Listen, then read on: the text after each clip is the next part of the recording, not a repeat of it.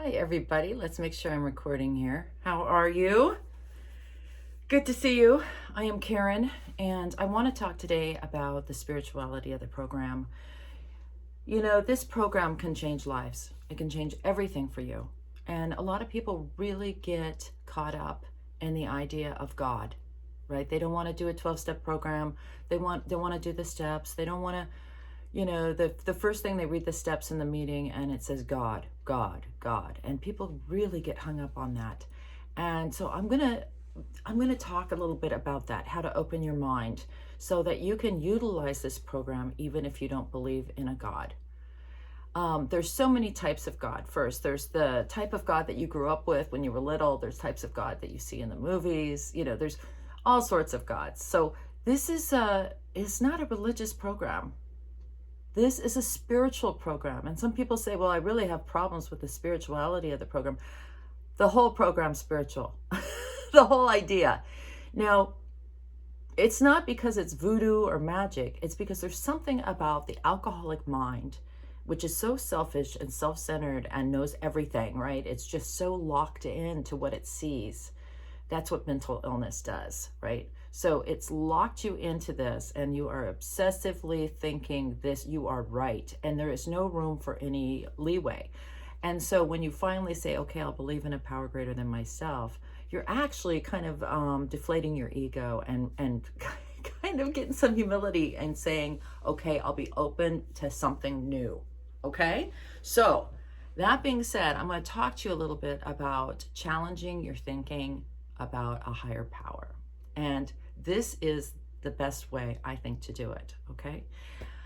I went to the store the other day. I go to Trader Joe's, as many of you follow me on Friday Flowers. If you don't watch Friday Flowers, you should. It's quite fun. I get all my flowers from Trader Joe's. But the other day I was in Lowe's and I was doing some fix-it purchases. And they had these, and they have these also at Trader Joe's. So I buy these every year and I get them and I keep them in my trunk and I give them out as gifts. All right. So this one came in a fancy plastic thing, but at Trader Joe's, they just put it right in the bulb. So this is a handmade wax bulb. If you haven't seen this, they even stuck a fancy, so they could charge a little more, a fancy stand. At Trader Joe's, you just get the waxed ball. They even put I think just so they could pay a little more, they put it in a fancy box. They say, let it snow. They sprayed some snow flock on it for Christmas, and they put a fancy little wire stand on the bottom so it sits upright.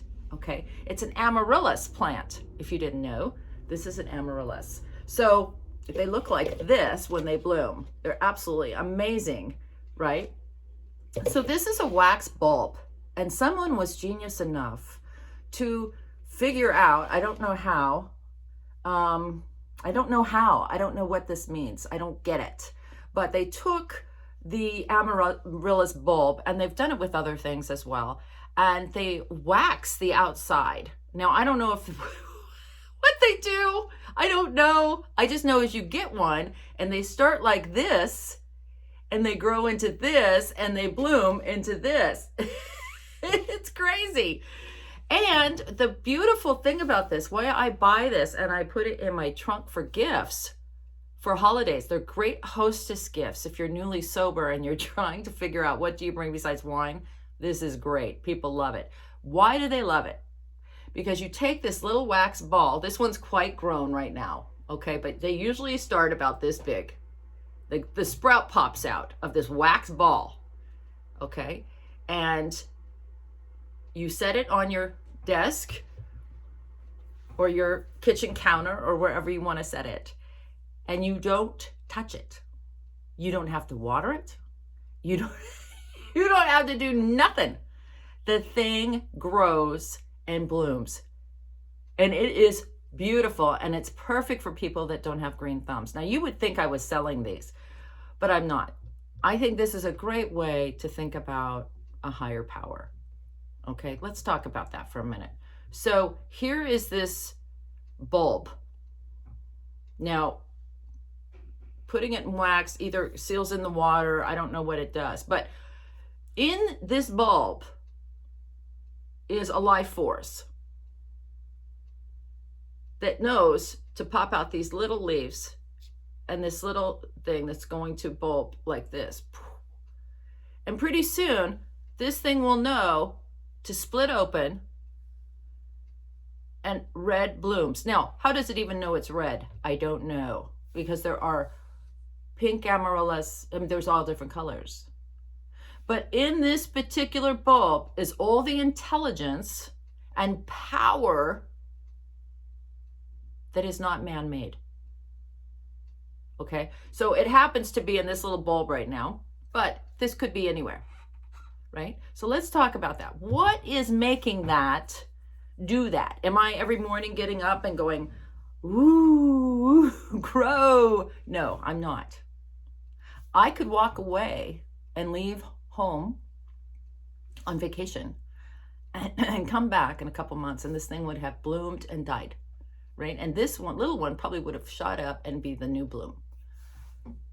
And I had nothing to do with it. Think about that.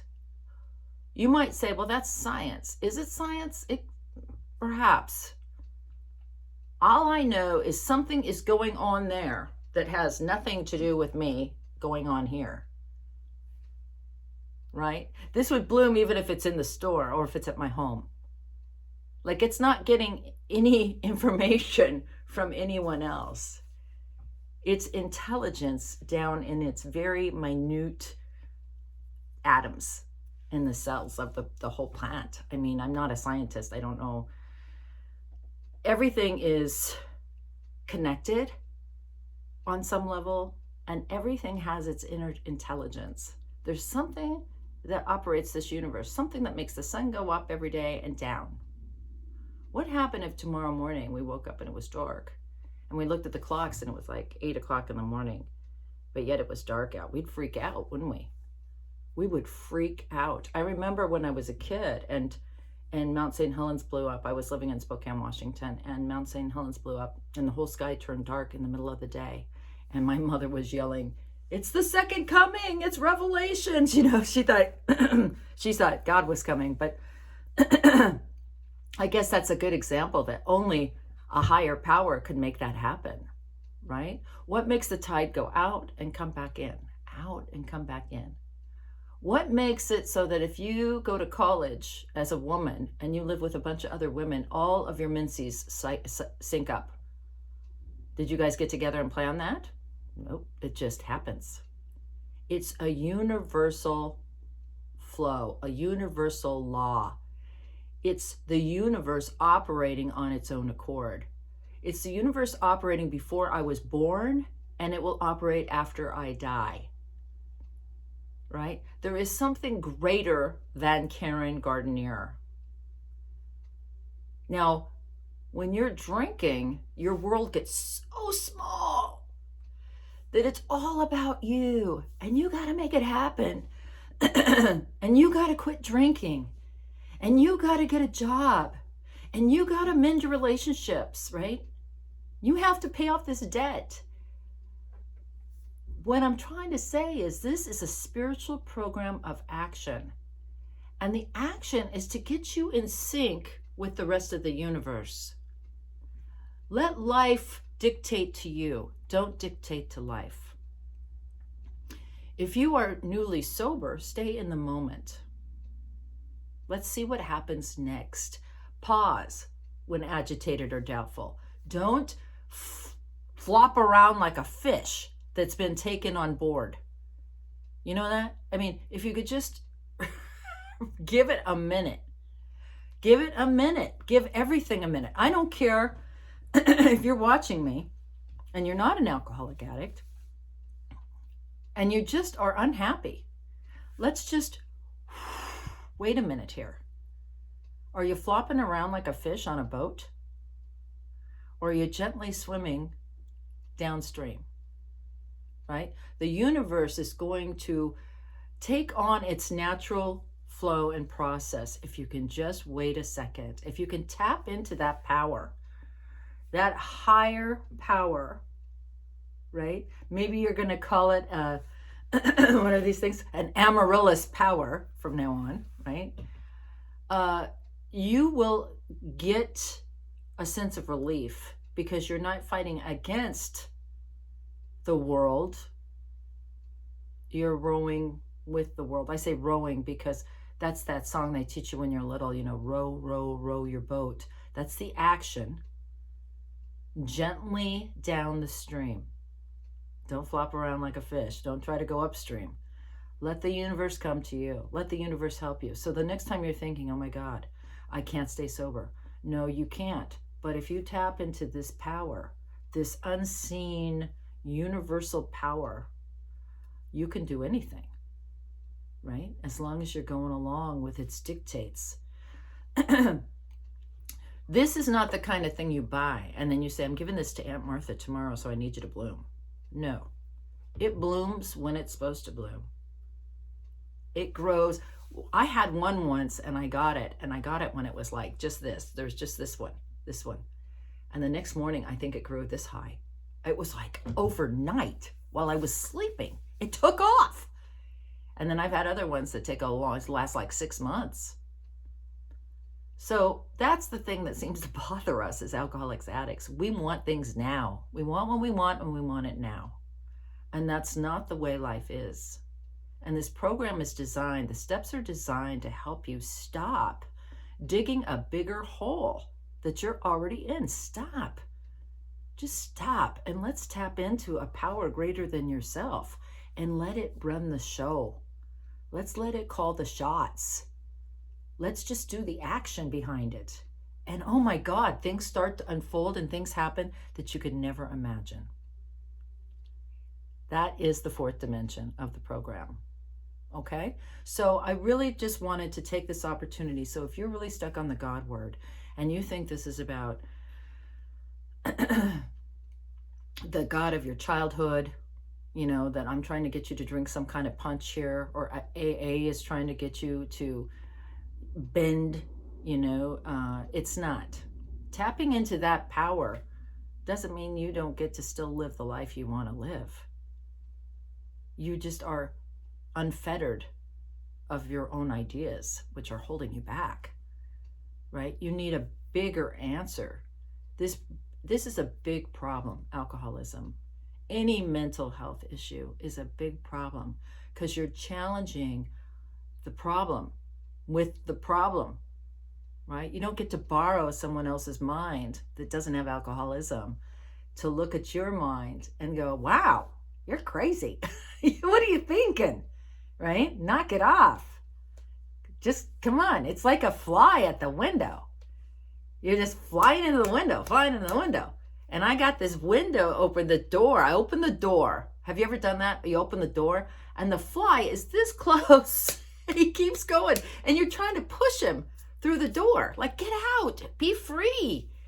And he won't leave that spot. That's just like an alcoholic. So if you are slamming into the window and you're about ready to die, right? Down in the casing, down in the window seal, because that's what happens. You come in and you just find them dead in there and you got to suck them out with a vacuum. They didn't get it. Don't keep going that way. Fly that way. I've got a door open 1 inch from you. Hello? And I'm trying to flag you out, right?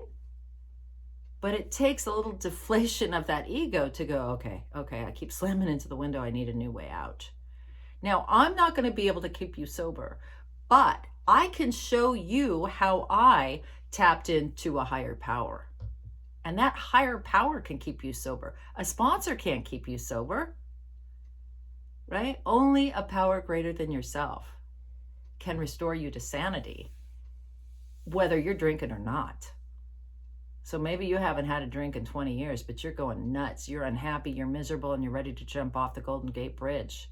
Well, you need a higher power. You need a power greater than yourself that you don't have to dictate and run and schedule and manage. He will manage you. Okay? So thank you for letting me share that. I hope that made sense to somebody. I love you all. Have a great day. Oh, and if you would, please go to my YouTube channel, Karen Gardinier, and subscribe. And there's also a donate button on all of my social media if you want to support my work. Really appreciate it. Thanks.